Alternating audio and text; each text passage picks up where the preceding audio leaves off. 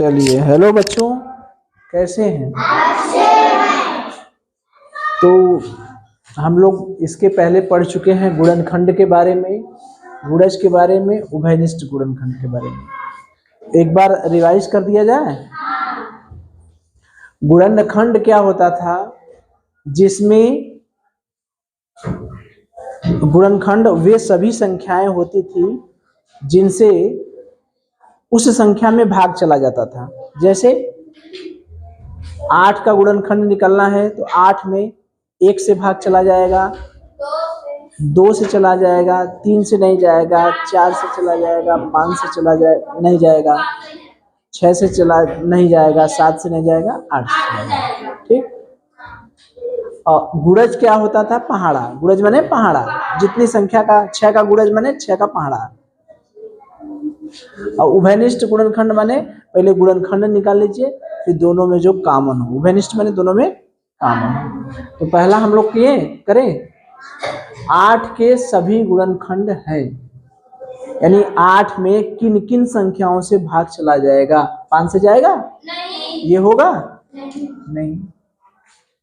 इसको छोड़ दें। 3 से, इसमें 3 से चला जाएगा, 6 से चला जाएगा? नहीं। 7 से चला जाएगा? नहीं। ये होगा? नहीं होगा। कौन सा सही? दूसरा। 1 से चला जाएगा, 2 से चला जाएगा, 4 से चला जाएगा और 8 से चला जाएगा।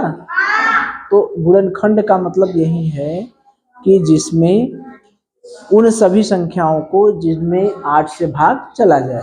तो 1 से चला जाएगा, 2 से चला जाएगा, 3 से नहीं जाएगा, 4 से जाएगा, 5 से नहीं जाएगा, फिर सीधे 8 से चलेगा। ठीक है। अब देखिए, इसको इसी लगे देख लीजिए। उभयनिष्ठ गुणनखंड। 12 के पहले गुणनखंड बताइए मुझे, बताइए 12 के गुणनखंड बताइए। 1 2 3 नहीं होगा, 4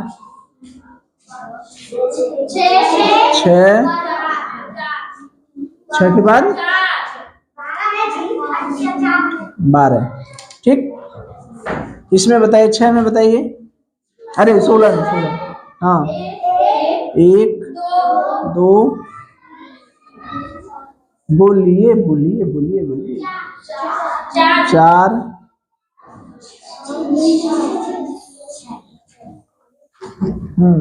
5 से जाएगा, 6 से जाएगा, 7 से जाएगा, 8, फिर उसके बाद 16।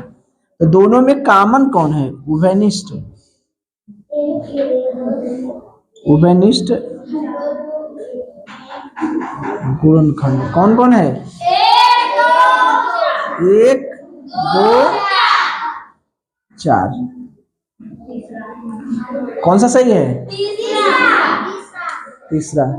ठीक है। तो उभयनिष्ठ का मतलब 12 का गुणनखंड लिखना हम जान रहे हैं।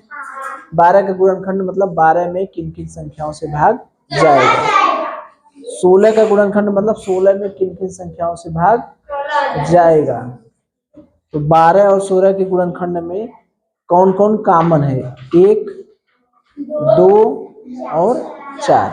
तो उभयनिष्ठ गुणनखंड क्या हो गया? 1 2 4। ठीक है। गुणज। दूसरा प्रश्न है, 6 के प्रथम 5 गुणज। प्रथम 5 गुणज माने 6 का 5 तक पहाड़ा पढ़िए।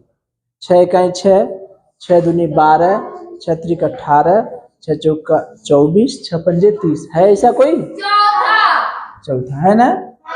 गुणज माने पहाड़ा पढ़ना। 3 का गुणज निकलना है, 3 का पहाड़ा पढ़ते जाइए अनंत तक। 5 बार कह रहा है 5 बार पढ़िए, 4 बार कह रहा है 4 बार पढ़िए। ठीक है। चलिए देखिए, अभाज्य गुणनखंड का मतलब समझ रहे हैं? जैसे अगर कहा जाए कि 24 के अभाज्य गुणनखंड ज्ञात कीजिए। कितने का? 24 का। तो क्या करते हैं हम, ऐसे करते हैं,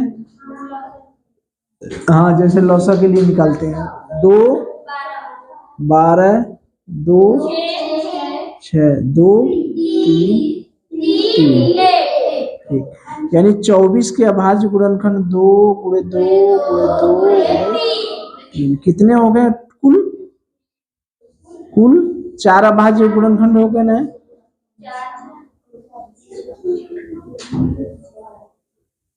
नहीं हुए क्या? एक 2 हुआ, कौन कौन हुआ? 2 हुआ, फिर 2 हुआ, फिर 2 हुआ, फिर 3, 4 अभाज्य गुणनखंड हुए। ठीक, तो उसी तरह से ये साधारण है, 22 24 26 125 इस तरह से दिया रहेगा तब तो निकाल लेंगे ऐसे, लेकिन अगर वही घात के रूप में दिया है तब कैसे निकालेंगे? तो यहीं पर थोड़ा सा दिक्कत होता है। 7 के घाते 5 गुणे 9 के घाते 7 गुणे 11 के घाते 9। अब आती है बात कि 7 अभाज्य गुणनखंड है, 7 अभाज्य गुणनखंड है, 9 है, 11 है। हमने बताया है, सब भूल गए हमारे बच्चे, बताए थे कि 1 से लेके 100 तक टोटल 25 अभाज्य गुणनखंड होते हैं। कुछ याद आया? 1 से लेके 100 तक, 1 था, 2 था, 3 था, 4 नहीं था, 4 तक बच जाएगा, 5 था, 7 था, 9 नहीं था, 11 था, 13 था, 17 था, इस तरह से था ना। अभाज्य गुणनखंड मतलब जिसका खंड न किया जा सके, ठीक है, जिसका खंड न किया जा सके। इस तरह से कुल 100 तक कितने थे? 25, पहले ही चैप्टर में बताए थे। तो इसमें 7 अभाज्य गुणनखंड है कि नहीं? 9 है? 11 है? तो 7 अभाज्य गुणनखंड है, 11 अभाज्य गुणनखंड है। तो 7 और 11 को हमको नहीं देखना है, 9 अभाज्य गुणनखंड नहीं है। तो 9 को अभाज्य गुणनखंड बनाया जाए, तो 9 को अभाज्य गुणनखंड कैसे बनाएंगे? ऐसे नहीं बनाएंगे, 3 तिरिक के 9, 3 इकाई 3, यानी 9 को हम लिख सकते हैं 3 गुणे 3, नहीं लिख सकते क्या? 9 को हम 3 गुणे 3 लिख सकते हैं, ठीक है।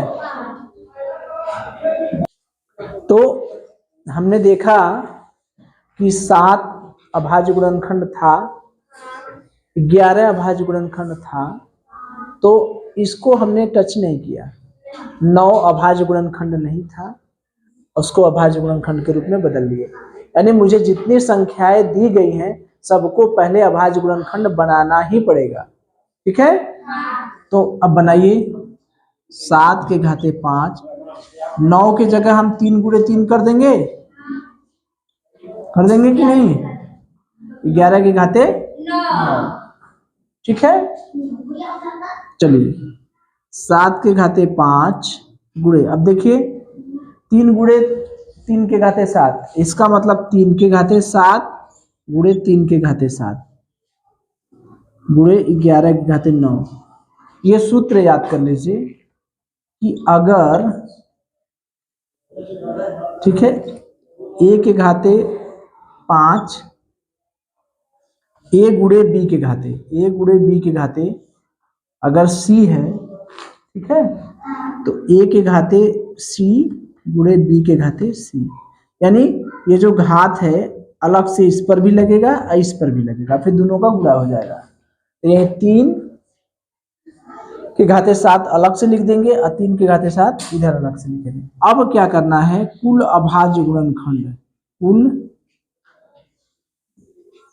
अभाज्य गुणनखंड का मतलब कि जितना घात है घात वालों को जोड़ देंगे। 5, यहाँ 7, यहाँ 7, यहाँ 9, 7 5 12, 9 कितना हुआ? 12 9 12 9 12 7 7 5 12 7 19, 19 9 28। कितना, कौन सा उत्तर हुआ? दूसरा। इस तरह का सवाल और हम करा दे रहे हैं, क्योंकि इसमें करना क्या है, जो अभाज्य गुणनखंड है तो ठीक ठीक, जो अभाज्य गुणनखंड के रूप में नहीं है उसको अभाज्य गुणनखंड के रूप में पहले बदल लेते हैं, उसके बाद जितना सबका घात रहता है इसी घतवा को जोड़ देते हैं। किसको जोड़ते हैं? घात को। ये जो घात है उसी को हम लोग क्या करते हैं, जोड़ देते हैं। अब देखिए यहाँ पर 7 अभाज्य गुणनखंड है, 3 अभाज्य गुणनखंड है, 3 अभाज्य गुणनखंड है, 11 अभाज्य गुणनखंड। तो अगर अभाज्य गुणनखंड है, पूछेगा कुल कितने अभाज्य गुणनखंड होंगे, तब तो सीधे घात जोड़ देंगे। अगर जो कोई अभाज्य गुणनखंड नहीं है तो उसको पहले अभाज्य गुणनखंड बनाएंगे। जैसे 7 के घाते 5, 9 के घाते 7, 11 के घाते 9। इसमें हमसे कह रहा था कि कुल कितने अभाज्य गुणनखंड होंगे।